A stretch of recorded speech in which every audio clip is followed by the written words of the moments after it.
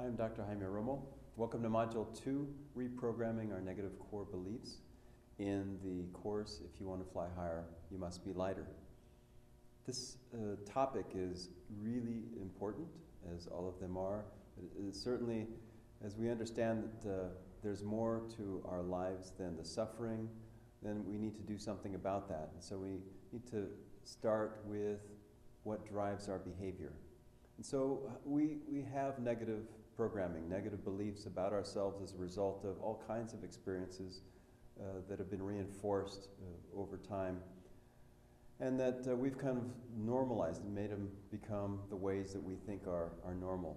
So I want to talk a little bit about how all this happened. Let's talk about the mechanics of our own thinking, and then the impact of that, and then what we can do about that. And some of this may be kind of new, but imagine for many that this will resonate, because it comes from the life experiences of lots of victims of different kinds of abuse and trauma. So first of all, it's like, how is it that we could be misused, mistreated, abused, and so on? One of the things that people ask a lot is, how is it that this could happen and no one would report it, or the child, the victim, wouldn't report it? And a short way of thinking about that for me is to say that we see what we believe, not that we believe what we see. So things can happen, abuse can happen, because adults and victims often can't believe what's going on. And there may be signs of grooming, there may be signs of abuse, but people don't have a way to really identify that.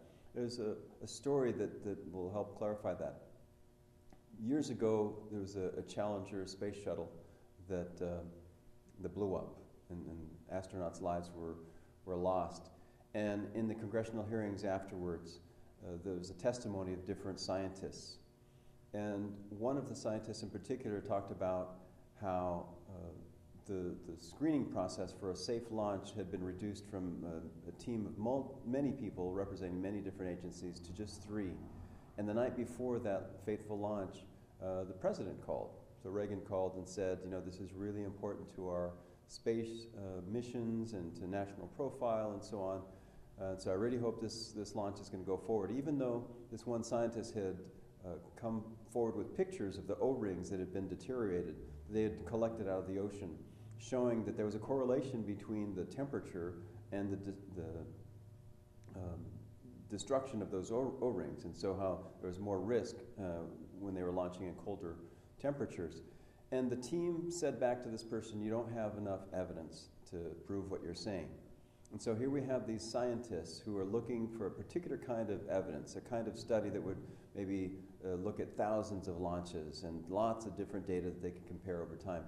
And this scientist is showing photographs and saying, it's clear, can't you see this? And they said, you don't have enough evidence. And so they did not believe what they saw, because what they were looking for, what they believed as evidence, was a different kind of evidence. So even science is not objective and can make huge mistakes. And so for us to understand abuse and how it happens and how it could go on and so on relates to we've had some erroneous thinking. And it's also difficult, let's say, to even know some things about ourselves, that we do need other people to help us understand. And so it can be difficult for survivors to step back and see how our own core beliefs have impacted our own future abuse or our own future self-destructive behaviors. There's an expression by Mark Twain. He says, there ain't no way to know why a man can't hear himself snore. And there's a Zen koan that says it's as difficult for a person to know oneself as it is to look backwards without turning one's head. And so there is some difficulty that each of us has in understanding our own negative thinking and how we've been programmed. That it's really important for us to share with others and to hear others' experiences to learn. But in short, when our core beliefs are negative, the way that we work with ourselves and others is going to be negative as well. So here are the mechanics of core beliefs. We start with an experience. Think of going to Starbucks. and we interpret that experience. Maybe we like it. And then from there, we change our behavior. We go back, and then we have that experience, and we interpret it and reinforce this, and we go back. And it could be negative. It could be that, we have an experience with an animal that's negative, and then we interpret that as something harmful, and so we avoid that. And so this is how our programming works many times a day, and it gets reinforced. In fact, some say that we have at least 80,000 thoughts per day. We can't possibly track all those, so we know that they're going on. Malcolm Gladwell has a book called Blink, and he talks about how huge errors in judgment have been made by experts in many different areas because we've been operating out of our core beliefs instead of analyzing what was in front of us. And so it helps us to explain how victims can continue to be victimized because there's so many core beliefs that are operating that lead us to more abuse. And so we start off with abuse becoming habitual, we interpret that as normal, or we interpret that as so shameful that we either disconnect from it or try to overcompensate for it, and then we find some kind of comfort in having that experience again. And we can even become habituated and find a kind of comfort in negative treatment. And so that may lead people to become very self-destructive. That may lead people to do the opposite. I think what I did is I became an overachiever. I became super competitive. I tried to be perfect in all ways. And I went to a private high school and this fancy university, and I got more degrees. All that was never enough to cover that core belief that I was damaged, that there was something wrong with me. In fact, that is a kind of a child's perspective as people experience abuse. People think, as children, I'm being hurt by a trusted adult or an authority. It means one or two things. Either I'm bad or the adult or the trusted authority is bad. Well, the trusted adult authority can't be bad because I've been told that they're right and we should respect them and they're doing things for our own good. So that must mean that I'm at fault and that I'm very bad, and if this is why I'm being hurt and it hurts a lot, it must mean that I'm very, very bad. I was talking with some young people recently and asked them about if they knew what shame was, and one person said embarrassed. I said, it's close. Embarrassed, maybe we feel bad or uncomfortable about something that we did, but shame is we feel bad or uncomfortable about who we are.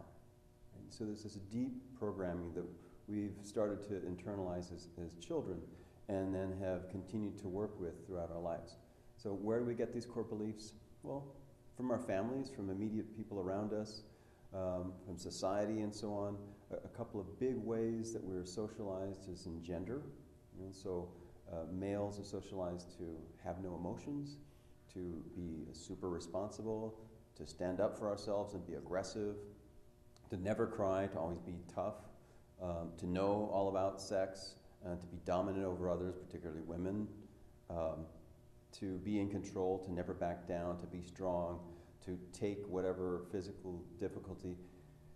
And with all that's reinforced, it becomes intolerable, it becomes incomprehensible when boys are sexually abused. Because we weren't strong, we didn't know about sex, we weren't somehow responsible and able to protect ourselves.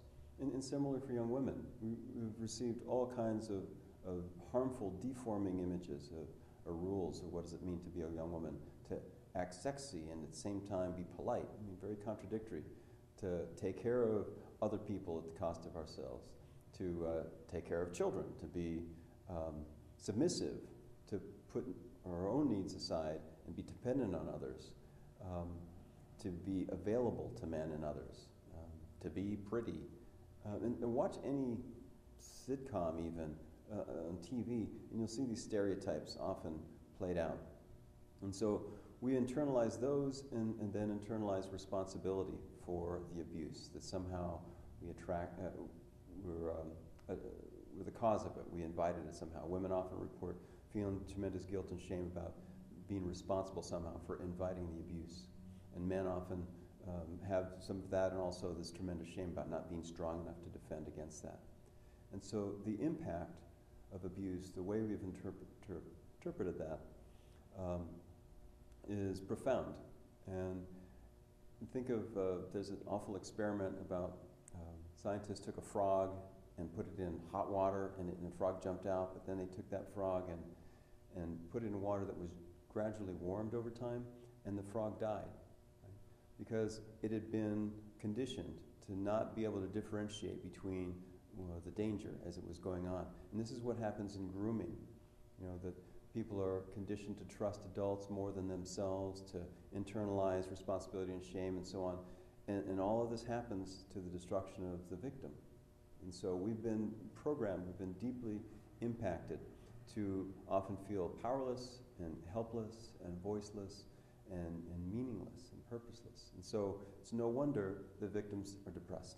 It's no wonder the victims then, when they get in touch with some of that abuse in the past, then break through that depression and with rage.